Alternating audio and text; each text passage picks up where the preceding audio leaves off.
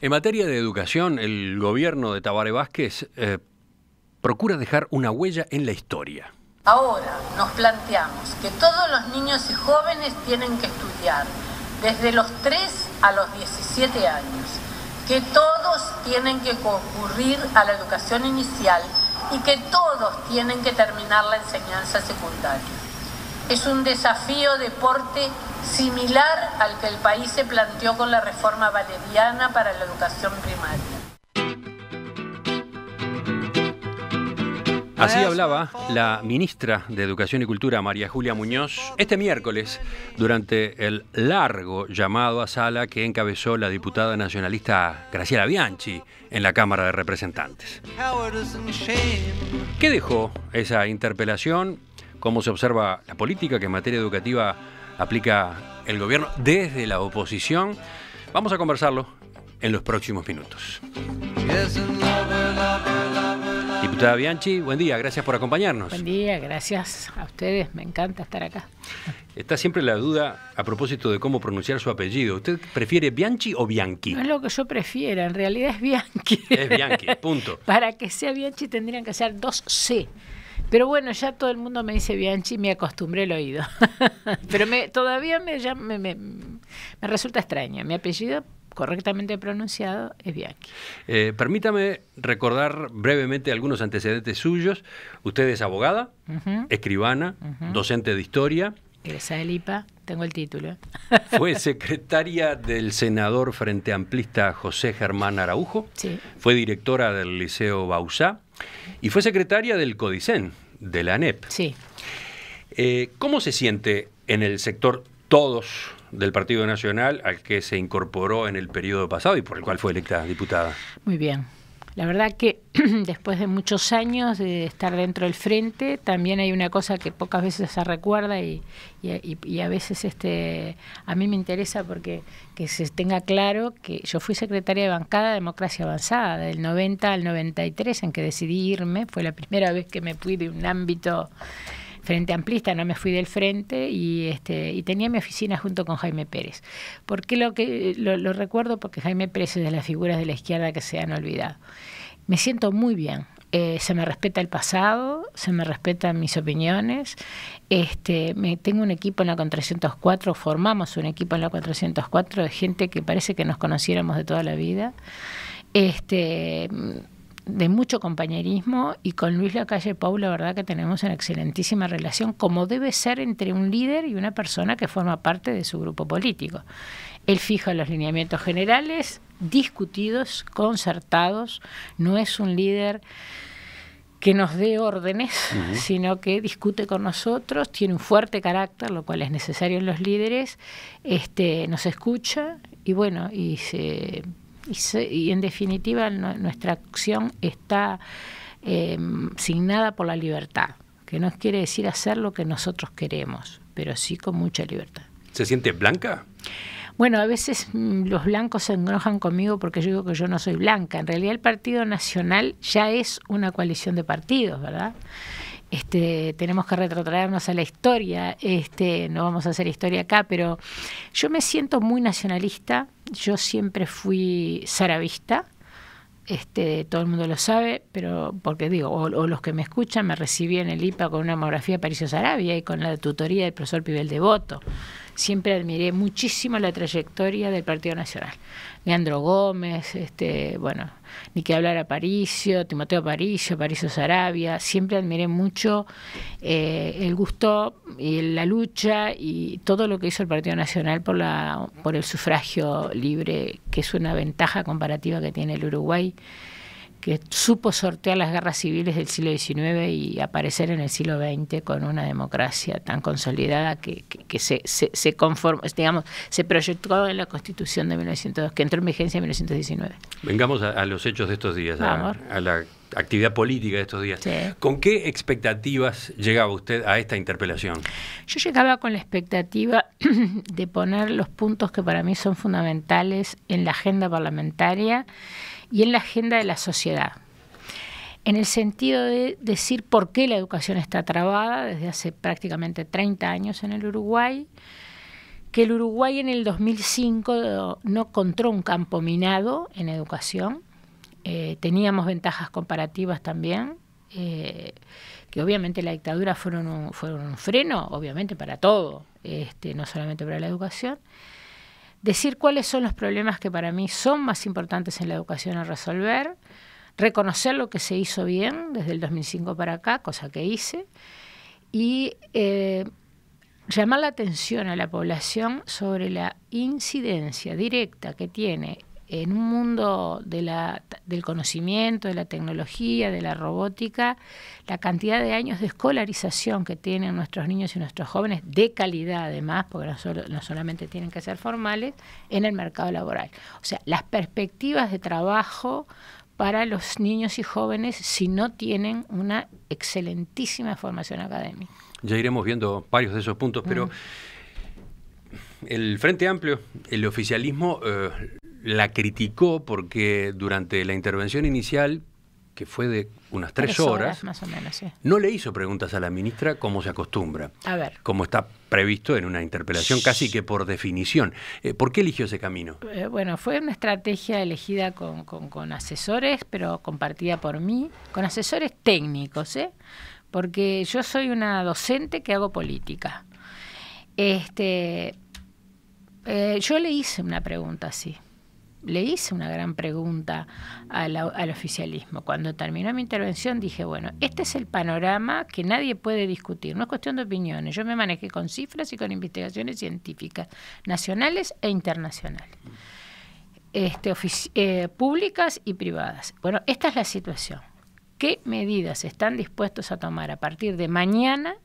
Porque necesitamos trabajar ya en los cambios en estas áreas donde venimos fracasando. Acá está el Partido Nacional, acá están los técnicos de todo yo no voy a hablar por el resto, pero estamos todos de acuerdo, los técnicos de la oposición. O sea que hice la pregunta que para mí tenía que hacer. No iba a volver a las preguntas que hice el 16 de junio cuando fueron a la comisión, que hice 2 preguntas y no me contestaron ninguna. Hizo una pregunta un poco amplia. Bueno, pero... Y le contestaron en 8 horas. ¿Cuánto fue? Sí, casi 8 horas, pero en realidad no me contestaron, porque en realidad todos vinieron, eso es habitual. Yo no digo que esté bien, pero eso es habitual. Vienen con textos redactados para tratar de, como se dice en la jerga parlamentaria, de dormir la interpelación. Eso se ha hecho en todos los periodos de gobierno, en todos los llamados a sala. No es privativo del Frente Amplio, vamos a entendernos. No. ¿Y por qué usted ingresó en esa dinámica? ¿Por qué, para empezar, habló 3 horas? Bueno, porque sí, tal vez tendría que haber hablado 2 horas, menos no podía. Yo hice un trabajo de síntesis que para mí fue muy, muy, muy costoso, efectivamente, quedaron muchas cosas para decir. Yo tenía que hacer una introducción que tenía que dejar en claro que no era un problema personal con la ministra Muñoz ni con Neto, porque ese era el juego de la prensa antes, o sea, 2 choques de trenes, 2 potencias se enfrentan. Mujer contra mujer. Mujer contra mujer, me parecía de cuarta eso, y no era por ese lado. Y además, para mí, la razón fundamental de todo lo que está pasando en educación es responsabilidad del Frente Amplio, cuando era oposición y ahora que es gobierno. En consecuencia, había que explicar políticamente por qué. Y después, a las cifras que no di, es obviamente ni la 10ª parte de las que hay, porque el diagnóstico está hecho, pero el oficialismo lo niega. Y finalmente, lo que acabo de decir, ¿no? El problema de la calidad de la educación y el impacto en el futuro de nuestros niños y jóvenes, si no tienen un nivel, lo que se llama hoy día digamos, la clara y definitiva robotización de los trabajos no calificados. Durante la presentación, usted dijo, hasta ahora lo que las autoridades de la educación pública lograron no fue mover las raíces de los árboles, sino quebrar el tronco que se venía construyendo desde el siglo XIX. ¿Por qué? ¿A qué se refería? Nosotros estuvimos juntos en el 2011, acá cuando bueno, acá no, pero digo, en el mismo programa, cuando yo empecé aquella cosa que me llamaba la directora rebelde. Yo lo que Cuando usted empezó a hacer declaraciones públicas muy llamativas desde su condición de directora del Liceo Bauzá. Cuando me fui de los cargos de confianza, los decía de adentro. Lo que pasa es que cuando uno ocupa un cargo de confianza tiene que ser éticamente correcto. Para mí la educación pública uruguaya es una educación pública con un tronco que muy fuerte, muy buenas raíces, un tronco muy fuerte, muy bien crecido, muy bien, con mucho follaje, y después le empezaron a colgar adornos, como lo llamo yo, chirimbolos, a veces lo decía en aquella época, en el 2011, que quebraron el tronco. En consecuencia, ahora las autoridades pretenden justificar el fracaso con lo que han convertido la educación pública uruguaya, que todos estamos de acuerdo, empresarios, rectores, bueno, la población en general, que en las grandes líneas fundamentales estamos fracasando. Tenemos la tasa de retención más baja de América Latina. Porque usted dijo quebrar el tronco. Lo quebraron. A ver, para tratar de justificar el fracaso y que es un producto de la contradicción interna que tiene la fuerza de gobierno. La tenía también cuando era fuerza de oposición y yo formaba parte de ella. La última gran reforma que se inició acá en el Uruguay después de la dictadura, después de haber armado el Codicen de la Democracia a través del profesor Pibel Devoto, que se ingresaron los destituidos. Bueno, ahí empezó a partir del 90 una modificación, por ejemplo, las escuelas de tiempo completo, la extensión del tiempo pedagógico, que en definitiva es eso, con todos los componentes técnicos que corresponden, no vamos a aburrir a la audiencia, y después vino Rama con su impronta, y el Frente Amplio trancó y los sindicatos trancaron la reforma sin proyecto alternativo. Los sectores más radicales que habían ingresado al frente en el año 89, el EAC-MLN, que hoy día puede ser considerado, bueno, MPP, 711 ahora, Partido Comunista, pero sobre todo el ingreso del MLN, que no formaba parte del frente, y el liderazgo de Tabaré Vázquez, minando el liderazgo de Sereñi, a través de pactos con estos sectores radicales y tratando de hacer surf, como digo yo, la plancha, con los sectores moderados, seguramente con los que él más se siente identificado, o sea, con la política económica astorista, con un país, con una economía. Yo no me gusta poner rótulos, pero para mí es una continuidad de lo que ellos llaman política neoliberal. Entonces, ¿qué quedó en el medio ahí? Quedó la educación, porque si tenemos dos modelos de país, cuando yo integraba la oposición en el frente, hoy seguimos en lo mismo, porque todos los días estamos hablando de ese tema, no solamente en educación. Vázquez no puede firmar el TLC, Vázquez no puede tener una política internacional coherente, bueno, todo lo que ya sabemos. No se pueden tener dos modelos de país, uno que va hacia el socialismo, los sectores radicales lo dicen, y otros que mantienen el statu quo. Con dos modelos de país no se puede tener un modelo de educación. ¿Y cuáles son los problemas más graves que usted identifica en la educación pública uruguaya?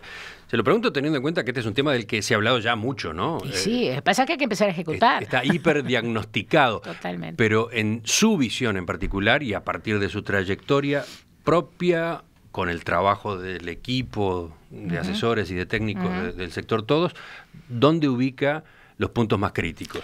La calidad de la educación.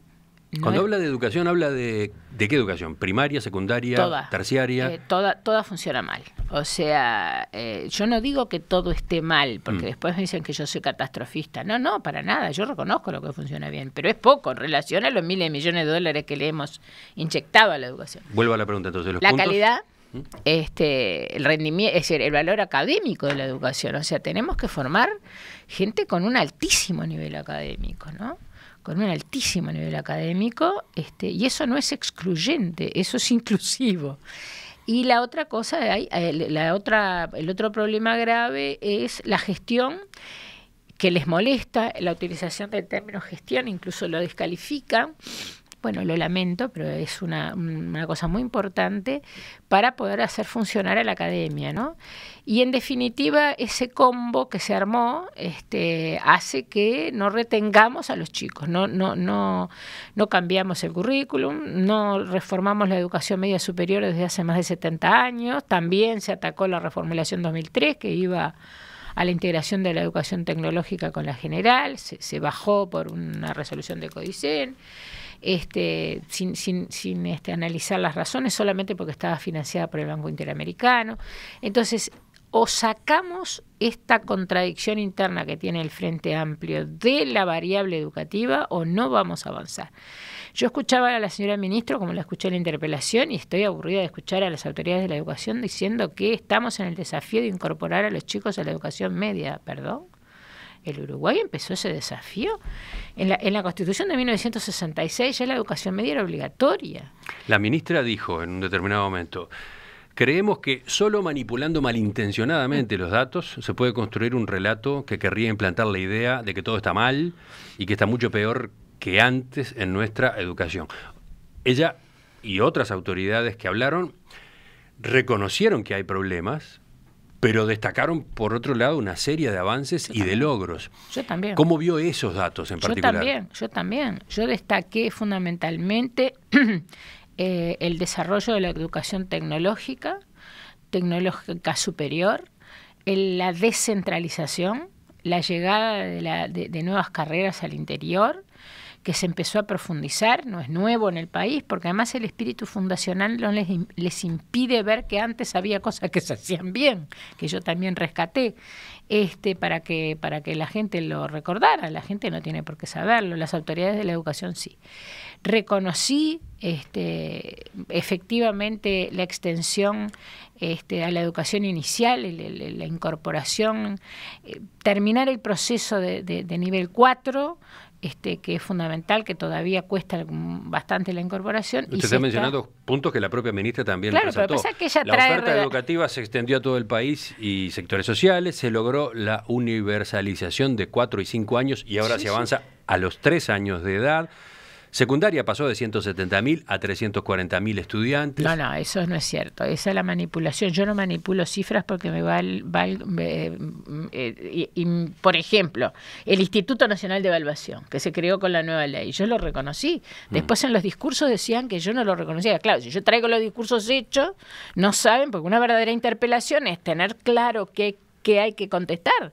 No, primero que las cifras no son esas, pero además el problema de la incorporación a la educación media es un problema que si se toma en cuenta solo la matrícula, empezando que bajó la matrícula.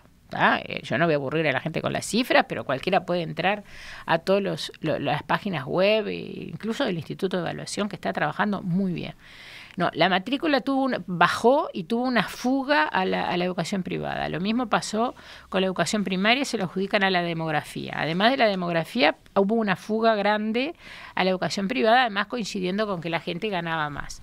Ahora, ¿el tema cuál es? El tema es que si yo tengo solamente en cuenta la matrícula, puedo decir determinadas cosas, no esos parámetros, obviamente, no mucho menos. Pero el problema es que desertan. Entonces, no se ha frenado la deserción, no se ha frenado, están tratando de frenar la repetición, no haciendo que los chiquilines repitan. Digo, a ver, yo no digo que es ideal que los chicos repitan. Ahora, vamos a hacer las estrategias serias de una buena vez para ver qué hacemos con los chicos que no aprenden. En consecuencia, tenemos, reitero, que es lo más grave, un país que empezó la universalización, no pueden hablar de la universalización de la educación primaria cuando nosotros lo terminamos en los primeros 30 años del siglo XX. A ver, más que terminado. El aumento de los recursos, por ejemplo, parece un dato. El tema es, quiero terminar claro. Lo de la educación secundaria. No, por favor, no retenemos. Somos el país de América del Sur que retenemos solamente el 37% tiene educación secundaria superior en el Uruguay, con las ventajas comparativas que teníamos. Y esa es la otra variable que yo, cuando envié la moción, o sea que ellos sabían hacia dónde iba yo, miles de millones de dólares, 2.000 millones de dólares por año en el último quinquenio, 1.500 millones de dólares en el quinquenio anterior. Tenemos que retrotraernos a la primera mitad del siglo XX. En términos del PBI, según lo que manejó Neto, Se pasó de destinar 3,15% del PBI a educación en 2004 a 4,57% en el año 2015, el año pasado. Yo empecé con esas cifras. Cuando me dediqué entré al capítulo de los resultados. Empecé con esas cifras, eran 460 millones de dólares, en el 2004 430 millones de dólares, primero porque salíamos de la crisis del 2001. Segundo, que el PBI era mucho menor, se pasó a un PBI de miles de millones de dólares que ni el gobierno tenía pensado. En consecuencia, ¿quién niega eso? Lo grave es eso. La gran contradicción, y que es imperdonable que hayamos perdido estos 10 años de bonanza económica, que podríamos habernos recuperado en términos de educación, digo yo, que es lo que yo sé, porque en este país hay mucho todólogo. Yo la verdad que opino de lo que sé. Eso es lo que yo no le perdoné al Frente, habiendo formado parte de su gobierno de los primeros 5 años, ni después. ¿Por qué perdieron tanta plata y los resultados que tenemos son realmente preocupantes? Y si uno lee las investigaciones, lo dicen el Instituto Nacional de Evaluación, los propios monitores educativos de la ANEP, el propio Ministerio de Educación y Cultura, bueno, ni que hablar las investigaciones internacionales, nos están llamando la atención, tirándonos de las orejas, literalmente. La UNICEF, en el último informe de la infancia 2016. ¿Qué dejó la interpelación a la ministra de Educación y Cultura, María Julia Muñoz? Estamos conversando esta mañana en Perspectiva con quien la propuso, con quien llevó adelante la intervención inicial y los cuestionamientos, la diputada Graciela Bianchi, del sector Todos, Partido Nacional. Diputada, durante el debate usted afirmó que el gobierno no pudo mantener a los que supuestamente iban a cambiar el ADN de la educación. Estaba aludiendo al sociólogo Filgueiras y al maestro Mir. O sea, quien fue subsecretario y quien fue director de Educación en el Ministerio de Educación y Cultura. Y expresamente dicho durante toda la campaña, incluso recorrían los comités de base, daban charlas de educación, que fueron los que hicieron el programa de educación del Frente. Eran los asesores directos de presidente Vázquez. ¿Usted estaba de acuerdo con ese programa? Yo tengo muchos acuerdos con ellos, sí, con el sociólogo Filgueiras, con el maestro Mir, con muchísima gente. Los técnicos estamos, yo diría que prácticamente en un 90% de acuerdo. Ahora, a mí me gustaría detenerme un segundito, si usted me permite, en detenernos, porque acá volvemos al tema político, que es lo que está trabando la educación. ¿Es el Frente Amplio el responsable? Los sindicatos que perdieron su independencia de clase, los sectores sindicales que se convirtieron en oficialistas, hay sectores que no, y el presidente que reina pero no gobierna. Porque ¿cuál es el problema de Vázquez? El problema de Vázquez es que ¿por qué dejó caer a sus asesores más inmediatos?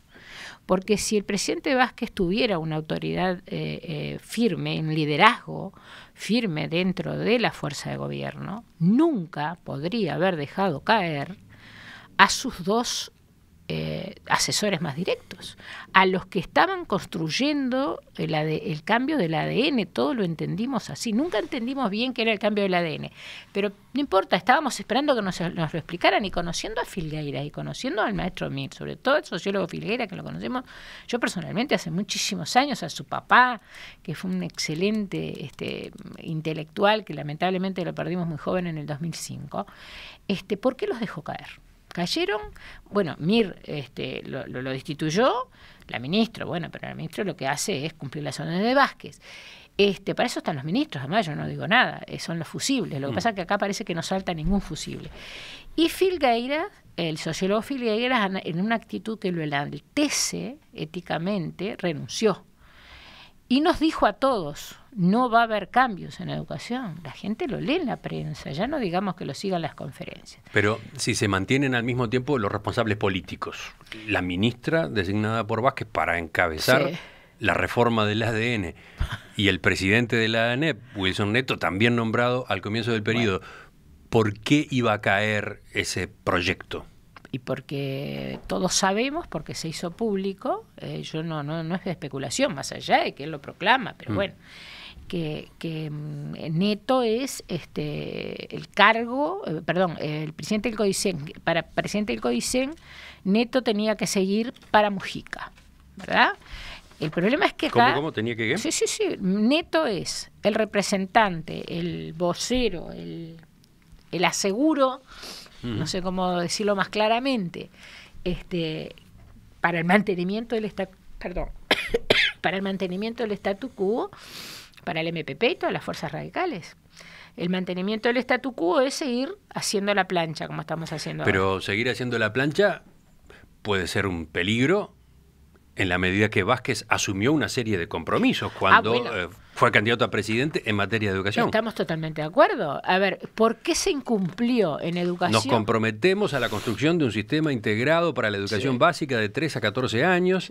Primaria y educación media básica son condición de ciudadanía, decía Vázquez cuando se presentó el capítulo Educación en aquella serie de conferencias. Decía ampliación del tiempo pedagógico, tiempo completo o extendido, contrahorario escolar y liceal. Promoveremos un nuevo marco curricular que define las 6 competencias básicas que persigue el sistema. Ahí empezó el problema. Instrumentaremos un plan de excelencia en matemáticas, lectoescritura y expresión de los 3 a los 14 años. Promoveremos la construcción de verdaderas comunidades educativas. Y nos comprometemos a que antes de 2020 el 75% de los jóvenes termine enseñanza media y el 100% de los jóvenes de hasta 17 años esté en el sistema educativo. Bueno, la primera noticia que tuvimos a los pocos días de haber asumido el gobierno es que la propia señora ministra de Educación dijo que no se iba a poder alcanzar las metas. Lo dijo públicamente. Yo también utilicé prensa, pero a ver, después cuando se hizo la presentación en el INPO sobre el cambio del ADN, el año pasado, bien a comienzos de la administración, públicamente vimos cómo Neto se levantó y se quejó con la ministra. No sé lo que le dijo, después se supo que le dijo que se retiraría, cuando el sociólogo Filgueiras, que pudo hablar menos de 5 minutos, porque paró la locución, cuando empezó a hablar del marco curricular común. Que ahora nacional, lo pueden llamar como quieren, no hay problema, hay muchos nombres para las mismas cosas, eso es una buena manera de hablar mucho y no hacer nada, que Filgueiras sí sabía hacerlo y el maestro Irmier también, y otros muchos lo saben hacer. Ahora, ¿quiénes lo impulsaron ahora? Y por eso el Codicen está hablando de marco curricular común. Los representantes sociales. Tanto la inspectora Ibaldi, que fue electa por los sindicatos, viene de primaria, y el doctor Robert Silva, que tiene una muy buena formación técnica y fue un actor importantísimo de la reforma de Rama. Ellos han impulsado desde el Codicen. Ahora, el problema es eso, ¿cómo se aterriza eso? Tenemos que tener una gestión y un relacionamiento institucional correcto que no existe. Yo le preguntaba, han roto el tejido institucional. Yo le preguntaba si, de acuerdo a la interpretación que usted hace, por ejemplo, la presencia de Neto al frente del Codicen procura garantizar el statu quo, Vázquez está comprometiéndose a sí mismo, quiero decir, está exponiéndose a que lo que él sostuvo, lo que él prometió, no llegue a conseguirse, o puede conseguirse manteniendo el statu quo, no entiendo. Ahí. No, hay que preguntárselo a Vázquez. Lo que pasa es que es muy difícil que Vázquez debata, es muy difícil que Vázquez conteste. Él tiene un estilo monárquico de gestión. Y sobre todo lo que no se dio cuenta, que este no es el gobierno del 2005, donde todos estábamos muy entusiasmados con los cambios, los que habíamos luchado dentro del Frente Amplio muchos años, la situación económica era floreciente. Yo no sé si Vázquez quería ser presidente por segunda vez, no lo sé, yo puedo presumir que no. El tema es que él no está tomando el comando como corresponde de la presidencia. O sea, él está permanentemente haciendo equilibrio entre las fuerzas radicales y las fuerzas moderadas que se preocupan de la economía, que se quedaron con el Ministerio de Turismo, se quedaron con el Ministerio de Transporte y Obras Públicas, es así el reparto, educación, salud y seguridad lo tienen los sectores radicales, y Vázquez, cuando aceptó la candidatura a la presidencia, sabía que esa era la realidad. Ahora, yo lo que le preguntaría a Vázquez es, viendo el desastre que tenemos, y si les molesta la palabra, le molestará, el doctor Caetano dice tragedia en la educación, que gobierne con la gente, que la ciudadanía, las mayorías sociales que hoy día están instaladas, porque si hoy, ¿cuáles son las preocupaciones de la sociedad hoy? La seguridad, el empleo, bueno, la educación sigue siendo una preocupación, a pesar de que bajó un poquito porque la seguridad encabeza ¿Y por qué él se aferra a Bonomi? Es cierto que le prometió a la ciudadanía que Bonomi iba a seguir como ministro, pero bueno, la política es dinámica. Yo creo que le haría muy bien al gobierno airear los actores institucionales. Yo no pido la renuncia de nadie porque sé que no se va a producir. No lo veo a Vázquez reaccionando con la ciudadanía. Pero eso hay que preguntárselo a Vázquez. Yo como oposición le digo, señor presidente, acá estamos, le faltan 3 años. Se nos están quedando los chicos más pobres, más vulnerables, porque los hijos de los funcionarios y de los funcionarios frente amplistas ahora, que les encantan los sueldos y todos los privilegios que tienen, y me parece bien si ejercieran bien las profesiones y los cargos, y además si fueran fieles a los principios fundacionales del Frente, mandan a sus hijos y a sus nietos a la educación privada. Usted reclamó que se forme un equipo de técnicos de todos los partidos para que trabaje en una agenda común en materia de educación. Dijo hace un rato que a nivel de los técnicos hay muchas coincidencias. Prácticamente totales. Sean del partido que sean. Primero, ¿podemos resumir por dónde van esas coincidencias? Por ejemplo, para usted, ¿por dónde va la reforma necesaria? ¿Por dónde van los cambios? Vamos a hablar de reforma. Los cambios necesarios, imprescindibles. Entregamos un documento consciente de líneas estratégicas a los presidenciables. Tabaré no estaba, pero estaban sus representantes en la campaña del 2014. A ver, hay medidas que son urgentes, que son muy urgentes. Hay que destrabar este statu quo donde los sindicatos están bloqueando, algunos sectores sindicales también están bloqueando los cambios. Los problemas lo tenemos desde primaria, tenemos que tomar, lo ha dicho la FUM también, tenemos que tomar rápidamente el currículum de primaria, los programas de primaria, vamos a usar términos que todos nos entendamos, porque es difícil, yo sé hablar también, pero lo que importa es que la gente nos entienda. Tenemos que volver a lo básico, los chicos tienen que aprender a leer, escribir, razonar. No puede ser que hayamos perdido posiciones en América Latina y ya en el mundo, ni que hablar, en lectoescritura. Ahora van a venir los resultados de las pruebas PISA, y realmente no sabemos, los chicos no saben de leer, escribir, entender un texto básico de idioma español. O sea, lengua, matemática y ciencias hay que priorizarlos, no por casualidad, eso se está especialmente midiendo nacional e internacionalmente. Tenemos que tener un mejor relacionamiento en forma rápida desde el punto de vista institucional, con una coordinación entre todos los sistemas. El CODICEN no tiene que ser un campo de batalla, tiene que ser un organismo coordinador de una autonomía de los desconcentrados que no es autarquía. Pero tenemos que ponernos de acuerdo que priorizamos. Yo creo que hay que priorizar, no tenemos dudas que tenemos que priorizar las áreas que acabo de establecer. Tenemos que en media rápidamente, tanto la UTU como secundaria, en media hay que resolver problemas básicos que lo podemos resolver rápidamente. El acto de elección de horas en media hace que los chicos... El acto de elección de horas docentes. Docentes, que está realmente totalmente desorganizado. Ya venía, hace 30 años elegíamos cada 5 años, ahora se elige por 1 año. Es casi una cuestión de Estado con los sindicatos. No es tan fácil resolverlo, por lo visto, ¿no? Es más fácil de lo que la gente piensa. Lo que pasa es que... La pulseada con los sindicatos al respecto ha sido muy fuerte. Bueno, y sí, y va a seguir siendo fuerte, pero ¿por qué no escuchamos a los docentes sindicalizados o no?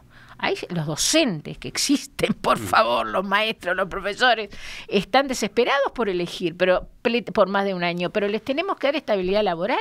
Yo estoy de acuerdo con los sindicatos en ese caso, no lo justifico en las medidas de lucha, pero estoy de acuerdo. Si hay 4 planes diferentes en los diurnos y casi 4 y pico, pongámosle 4 en los nocturnos para esta edad, yo no puedo elegir por más de 1 año, porque no sé si el año que viene voy a tener el mismo plan. Por ejemplo, yo hice una crítica cerrada al plan 2016 en mi segunda intervención y ya salió que lo van a bajar. A ver, por mi intervención, y yo creo que algo colaboré cuando la gente se pregunta para qué sirven las interpelaciones. La otra cosa que es fundamental y no quiero perder de vista y rápidamente tenemos que poner mano porque estamos gastando muchísimo dinero, es formación docente. Pero no es solamente la formación de los docentes en su formación académica, que obviamente es fundamental, sino la profesionalización docente. No podemos... Usted dice que no alcanza con la Universidad de la Educación, que se está impulsando. La Universidad de la Educación está bien, no con el mismo gobierno que tiene la Universidad de la República. Pues la Universidad de la República ha hecho, el gobierno corporativo la ha detenido, estamos en el lugar 900 en el ranking. De todos modos, usted dice que no alcanza con ese paso. No, tiene que ser una profesionalización permanente, y por eso queremos el profesor cargo. Es decir, queremos la estabilidad de los docentes en las instituciones educativas, porque parte tiene que ser docencia directa, parte tutorías que necesitamos tanto para compensar a los chicos que vienen con un rezago brutal desde primaria y desde el ciclo básico, y necesitamos rápidamente retener a los profesores y parte de las horas, profesionalización. Pero ¿cuál es el problema grave que tenemos ahora? Tenemos una matrícula que ha aumentado, otra vez volvemos a la matrícula, pero no los retenemos a los profesores y a los maestros. El año pasado se recibieron 672 maestros, del nivel más vale no hablo. Los profesores, tenemos menos de un 50% de profesores titulados, porque no es obligatorio tener el título para dar clase. Si ustedes han visto en la prensa, en YouTube, qué sé yo, hay un programa que pide por favor a los universitarios que se reciclen en 2 años para que colaboren y den clases en la media. Estamos volviendo a décadas que nosotros ni nos acordamos.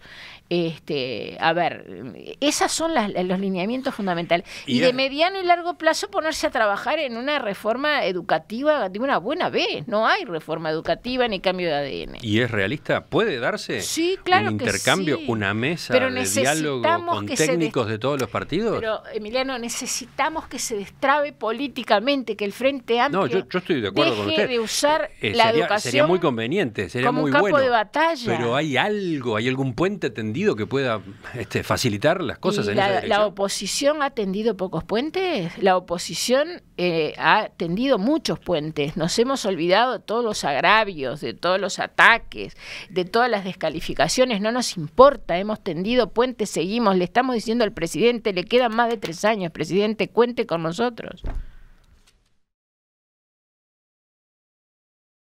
Diputada Graciela Bianchi, le agradezco que haya estado con nosotros esta mañana. Agradezco enormemente la oportunidad de hablar claro. Seguimos con este tema, obviamente va a estar en nuestra agenda en las próximas semanas. Con mucho gusto. Ahora viene la mesa de este lunes.